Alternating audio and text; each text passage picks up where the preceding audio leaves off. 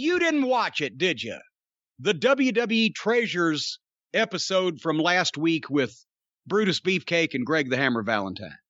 I have it on my DVR. I sadly have not gotten a chance to watch it yet. I didn't even realize until we talked briefly before we recorded that it was Beefcake and Valentine. Now I really want to see it. Yeah, because everything that we've said about the Treasures program was magnified in this episode. There was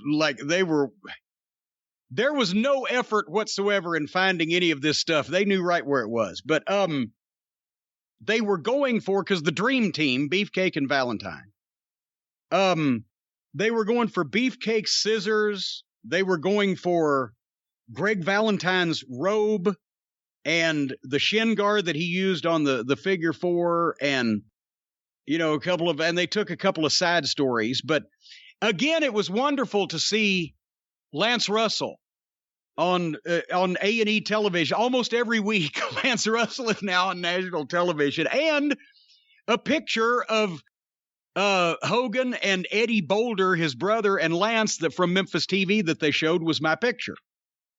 So I saw even a little of my own work on this program. It helped lighten the mood. Did they license it from you? I signed a thing. God, when did Hogan write that fucking bullshit biography of his? Oh, that was a long time. That was a long time ago. Yeah, because he had some of my pictures from back then. So I signed a thing he could use my pictures in his book. I'm sure he just still leeching off of that. But anyway, I don't care. Stephen P. New. But they showed footage, and it's amazing. We just talked about Greg Valentine a minute ago. You go back and you see, and I like Beefcake. I've never had any problems with him as a person or any crosswords or whatever, but Beefcake was so classic, over-the-top cartoony 80s WWF wrestler. Just the facial expressions, and he reminds me of Harpo on AEW now. The bug eyes, the facial expressions, the whole thing with the shears and the scissors and the strut and the whole and the outfits. Complete cartoon 80s WWF. Everything, that gimmick was everything that the reason why I didn't watch 80s WWF. Not knocking Beefcake as a person, but it was a cartoon. And then they showed Valentine from the Carolinas. He was so good. Not flashy, but everything was solid. Everything was there. He worked like his dad, Big John. Everything looked real. He drew a ton of money with Piper, him and Flair with the Andersons. I mean, he was a money-making machine in the Carolinas for that 4 or 5 year run. And so it was the classic example of Valentine, who was so good in the Carolinas with serious wrestling presentation, goes up there, and Beefcake was saying, well, I was the new guy, the young guy. I get to be put with a legend like Valentine. But with Valentine, it gave him some appeal for the WWF fans at the time that just wanted to see the guys on ice cream bars. So, but it wasn't a great tag team. I'm not saying that, but each one of them had, at least a contrast. Shawn Michaels had to take the place of Triple H on this program, where he sits at the warehouse in Stamford and talks to people on Skype. I guess Triple H was doing the investors call or whatever. But like I said, go ahead. I was going to say, it is amazing how the relationship switched from Triple H being his little buddy, kind of the other way around. Yeah. Now Michaels is the little buddy and Triple H is the leader of the treehouse. So refresh me. They showed Brutus Beefcake and Greg Valentine, the heel dream team. And then they switched. They kind of glossed over the way that he switched babyface and the whole barber thing. But it came from a hair match, right? A hair match stipulation, and he won. Somebody else got their hair cut.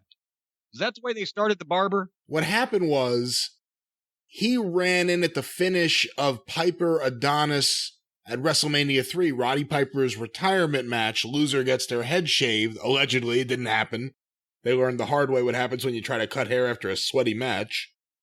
And I could have given him some clues on that when I'd done it a few years before. There had just been an incident where Adrian Adonis had fucked with his hair. So at the end of the match, he had just broken up with the Dream Team because if you thought the team of Beefcake and Valentine was unappealing, get ready for Valentine and Dino Bravo, which was the replacement Dream Team. And he was kind of in limbo, so a couple matches later, he runs out, wakes Piper up, who'd been put to sleep. Piper wakes up, cuts Adonis's hair, and because of his participation, he decided to become a barber. All right, well, I knew it was some... Point is, this is fucking, for the person who liked 80s WWF, that's the kind of stuff that they liked.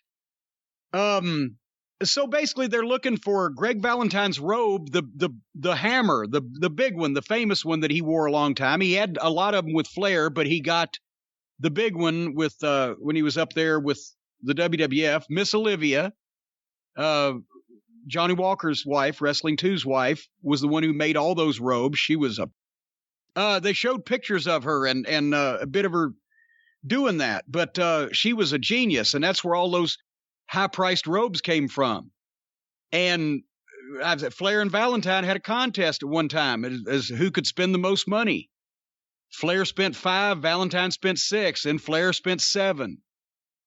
Anyway, so they're looking for Valentine's robe, Beefcake's clippers, and Valentine's shin guard and some boots. And I wrote, how hard should any of this be? What wrestler keeps no boots and his greatest robe ever? Or what wrestler doesn't keep any of his boots or his best or whatever? Come to find out, it's Valentine. So they first go to Louisiana to the friend of Valentine's that he sold the hammer robe to. So he knew right where it was, but he sold it to this guy in Louisiana. They value the robe at $10,000 to $15,000, according to AJ and WWE Treasures. No! AJ knows his stuff. What the fuck? He paid Miss Olivia between 7 and 10 for it. And when it was brand new, before it was ever worn on national television, pay-per-view, and etc. So their valuations. And but they go to who are you to doubt AJ? Oh God! And we're not talking about Styles. We're talking about host AJ. He's the same guy that was gonna buy a WrestleMania 3 ring with Jake Roberts because Jake, you'll be able to recognize this ring. Yeah. Really? Yeah. Go pick out that ring, Jake. But anyway, I've seen Jake a couple of times. He couldn't recognize that he was in the ring. I've seen Jake pawn a ring. I don't know about identify a ring. Anyway, so they go in the guy's house in Louisiana, and actually he did have a cool collection of some things. My WWF figure, the old one, was sitting in the middle of all the figures on the guy's shelf. He's got Dennis Condrey's boots, got Tom Pritchard's boots. And then they went into a side note where Beefcake told his parasailing story.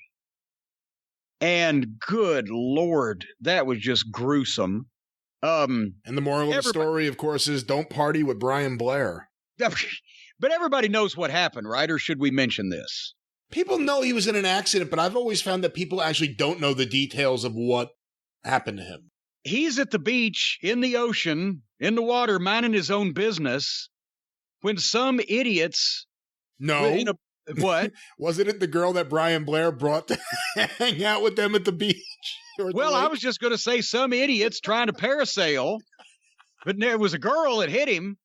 But nevertheless, the girl parasailing behind the boat, they're revving up, and somehow she has turned sideways, and he turns around, and there she's coming, and as she's lifting off the ground, her knees hit him smack in the face at about 60 miles an hour and caved his entire face in and broke every bone in his face, and his blood came out every orifice, and they had to, at one point, didn't think they were going to be able to save him. And then he said on the show, he said, one doctor said, I think I can do something. And so then after they told that story, they added to it the mask. Remember the mask when it was him and Hogan against whoever at WrestleMania? Money Inc. And he had to use the protective mask because that was the first time he came back.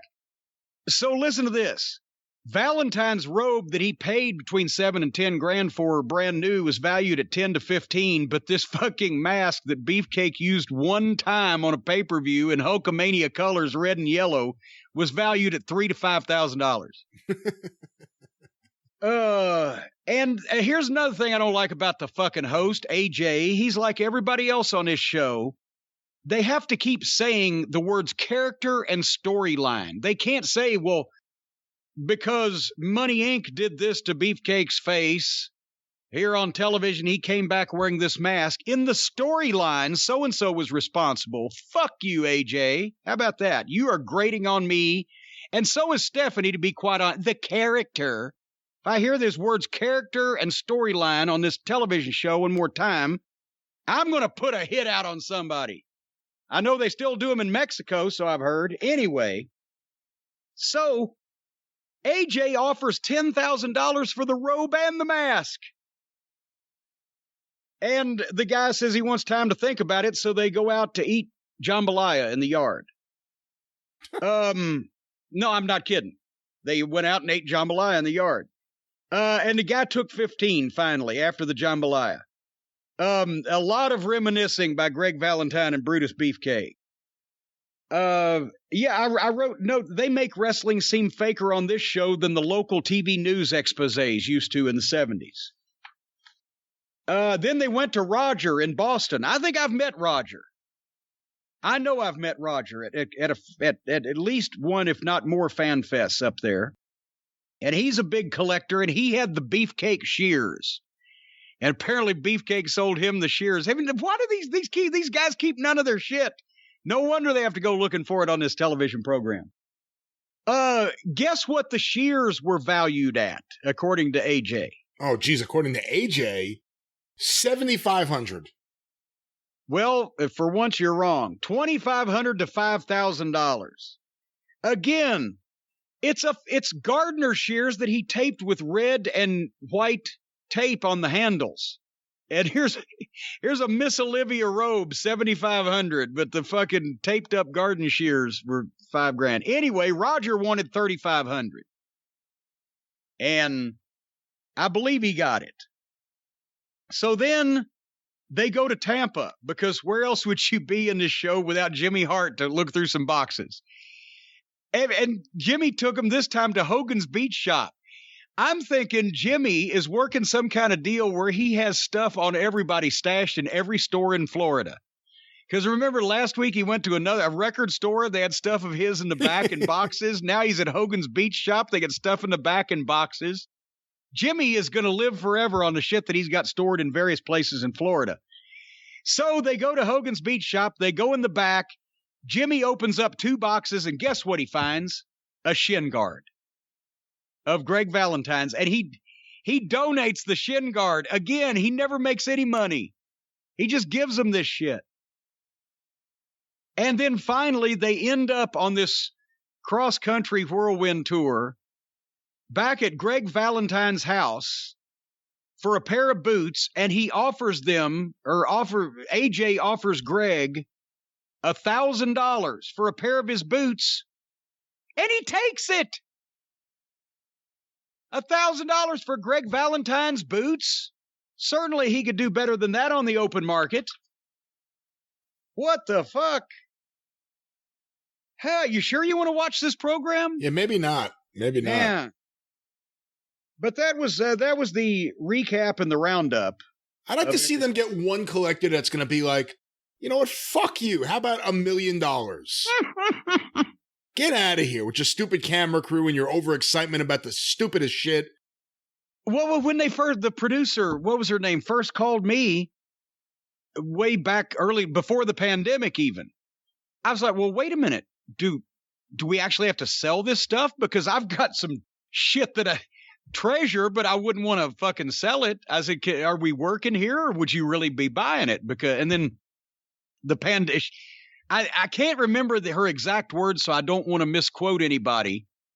But they never actually said that they had to buy it or they didn't. But we didn't get that far, and then the pandemic came in. So there you go. But and they were the Kane and Undertaker episode. That's the one they asked me. Do you have any posters from that show? We didn't do posters in Knoxville. It's a big town. We did TV commercials, and that's why I was like, as far as memorabilia, I've got the original fucking VHS dub from the truck. I could show it to you, but that's where they went and found from Glenn the original Unabomb outfit and all that other stuff.